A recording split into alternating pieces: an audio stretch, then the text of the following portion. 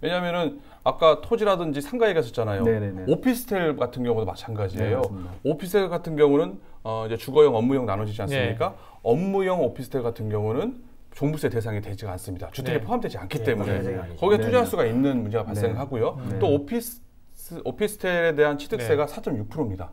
그런데 거기 지금 말씀하신 것처럼 그래, 이렇게 되면 이제 오피스텔 아까 말한 취득세가 상대적으로 2주택은 저렴하죠. 8%, 12%에 비하면 4.6%. 이제 오피스텔에 대한 지금 매수가 늘어나고 있다.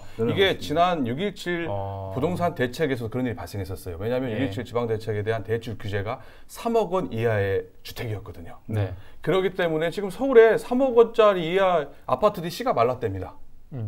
다세대, 연립, 오피스텔 3억 원 이하에 대한 이제 주택 건물에 대해서는 이제는 풍선 효과가 발생하게 되면서 지금 뭐 그런 뭐 얘기가 있다라고 또 조사해 갖고 왔습니다.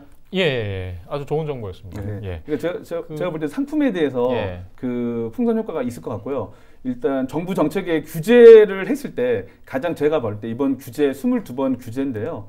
규제 22번 함에 있어가지고 가장 그 수혜를 보신 분, 굳이 비교를 한다면 수혜를 보신 분이 있고 가장 피해를 보신 분들이 제가 볼 때 시장에서 나눠서 보이더라고요. 그룹군을 나눠보면 수혜를 보신 분들은 이 규제에 앞서서 미리 법인으로 준비하신 분들, 종부세 규제 피하신 분들, 취득세 다주택자 분들 같은 경우는 기존의 주택을 구입하셨던 분들은 그걸 다 피해 가셨고요.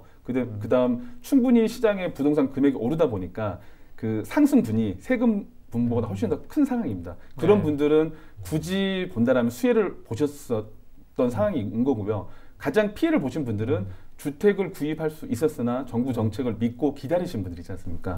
그분들은 17년도 대비 서울 집값이 거의 2배에 가까이 오르다 보니까 그분들의 상실감이 제일 클 것 같고요. 그리고 더 크게 피해를 보신 분들은 무주택자 분들입니다. 왜 그러냐면 아까 얘기했듯이 정부가 규제를 강하게 함으로써 시장이 안정이 되고 그다음에 물량이 많이 나와서 시장의 금액적으로 안정감을 이루어야 되는데 오히려 규제를 강하게 하면 할수록 그 물량 자체가 줄어들고요. 그 꼭 필요하신 분들은 주택을 사셔야 되지 않습니까?